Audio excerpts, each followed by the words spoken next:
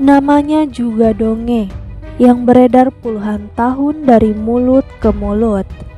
Dipercaya atau tidak, ambil positifnya saja sebagai peringatan agar kita menghargai alam, termasuk sungai sebagai sumber air yang tak pernah kering, bukan sebagai tempat buangan sampah raksasa.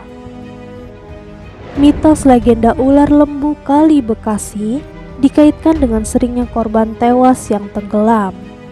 Namun, saat dicari mayatnya tidak segera bertemu dan diyakini berada di pusaran air dasar sungai.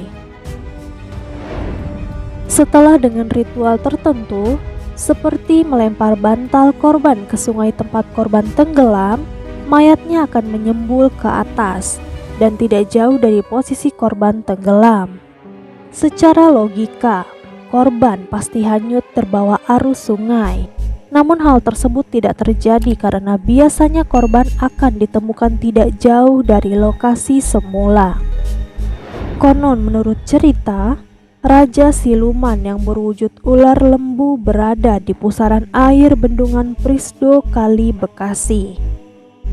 Bendungan angker yang dibangun pada zaman Belanda itu pada dasar sungainya arusnya dikenal cukup deras dan berlumpur.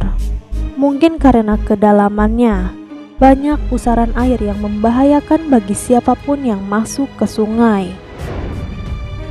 Cerita yang beredar, bersemayam siluman atau dedemit ular lembu tersebut di bawah pusaran air bendungan Prisdo. Katanya yang pernah melihat makhluk ini adalah badannya seperti seekor ular dan panjangnya tidak ada yang mengetahuinya. Namun hanya kepalanya mirip seekor lembu. Namun bukan seperti binatang mitos seperti naga, karena ular lembu tidak berkaki atau dengan lidah yang menjulur-julur seperti naga. Si ular lembu perpaduan antara ular badannya dan lembu bagian kepalanya. Para pemancing konon sering melihat gedebur ombak yang seolah-olah ada suatu kekuatan raksasa yang bergerak. Padahal saat itu, sungai dalam keadaan tenang dan angin tidak berhembus kencang.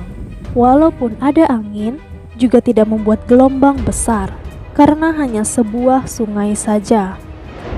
Konon katanya pada saat dibangun bendungan Prisdo Kali Bekasi, banyak memakan korban para pekerja pribumi. Saat dibangun, dilakukan ritual dengan menanam kepala sapi atau lembu sebagai tebusan terhadap penunggu Kali Bekasi. Banyak peringatan seperti orang tua dulu, awas hati-hati bermain di Kali Bekasi, nanti diseret lembu.